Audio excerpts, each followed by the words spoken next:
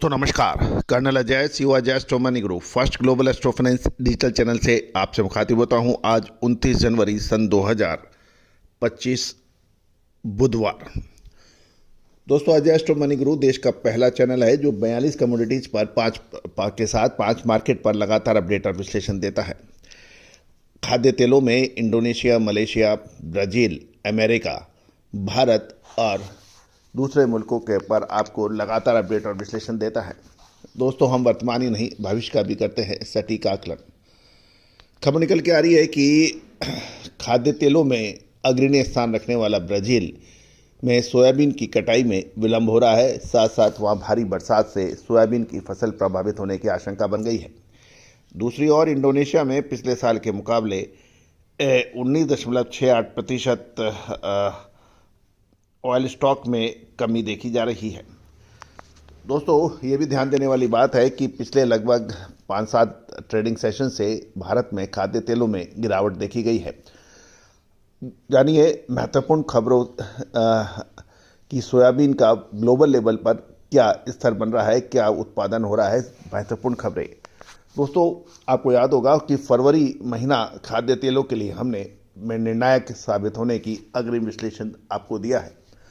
दोस्तों कहा जाता है कि समय से पहले यदि आप कोई एक्शन लेते हैं, समय से पहले कोई निर्णय ले लेते हैं और वो निर्णय सही होता है तो व्यापार दिन दुगनी रात चौगनी गति से बढ़ता है। और खाद्य तेलों का व्यापार तो हमेशा से ही रहस्यमय रहा है। कहते हैं कि तेल का व्यापार करना हर व्यक्ति की बस की बात नहीं है। तो दोस्तों भारतीय अनुसंधान पद्धति और फंडामेंटल एनालिसिस के आधार पर हमारा विश्लेषण 10 में से 8 बार 9 बार सही साबित होता देखा गया है। आप भी हमारी विशेष अग्रिम रिसर्च रिपोर्ट के लिए आप संपर्क कर सकते हैं। नंबर स्क्रीन पे दिए हुए हैं जो कि भुगतान करने पर या सहयोग राशि अदा करने पर ही उपलब्ध हो पाएगा। दोस्तों खबर निकल के आ रही है कि ब्राज़ील में भारी बरसात के कारण सोयाबीन की फसल की कटाई में देरी हो रही है और कुछ इलाकों में सोयाबीन की फसल का नुकसान होने के भी समाचार मिल रहे हैं। गौरतलब है कि इंडोनेशिया के पाम तेल स्टॉक भी पिछले साल की तुलना में 19.68% की कमी आने की भी रिपोर्टें मिल रही हैं।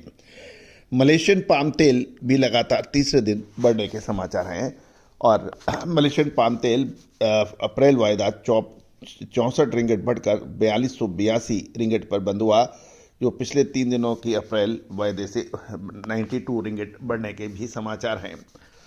सोयाबीन की फसल पर पूरे विश्व की नज़र रहती है ब्राज़ील, क्योंकि ब्राज़ील सबसे अग्रणी देश माना जाता है सोयाबीन के उत्पादन में।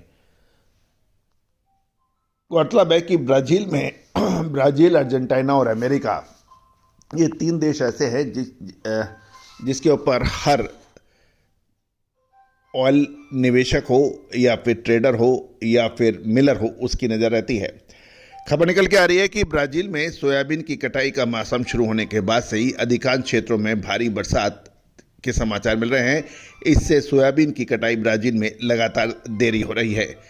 ब्राज़ील के मौसम विभाग का जो पूर्व अनुमान जारी हुआ है उसके मुताबिक अगले 15 दिनों तक भारी बरसात की संभावना बताई गई है, जिससे सोयाबीन की कटाई में अब और भी देरी हो सकेगी।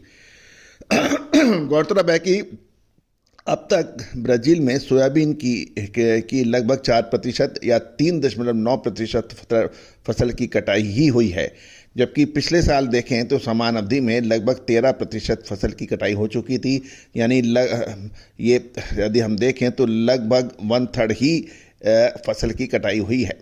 भारी बरसात के कारण कुछ क्षेत्रों में सोयाबीन की फसल को नुकसान पहुंचने के भी समाचार हैं, लेकिन और कुछ अग्रणी विश्लेषकों और ग्लोबल रिसर्च एनालिसिस्ट के आधार पर उत्पादन का अनुमान 50,000 टन घटाकर 1710 लाख टन कर दिया है।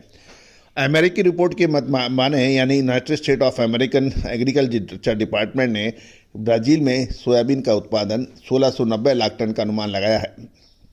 लेकिन ये ध्यान देने वाली बात है कि ब्राज़ील का सोयाबीन का उत्पादन पिछले साल मात्र 1530 लाख टन था, जो बढ़कर 1710 लाख टन या 1690 लाख टन अमेरिकी रिपोर्ट के माने तो भी पिछले साल के मुकाबले काफ़ी अधिक है। इसको ध्यान देने वाली बात है।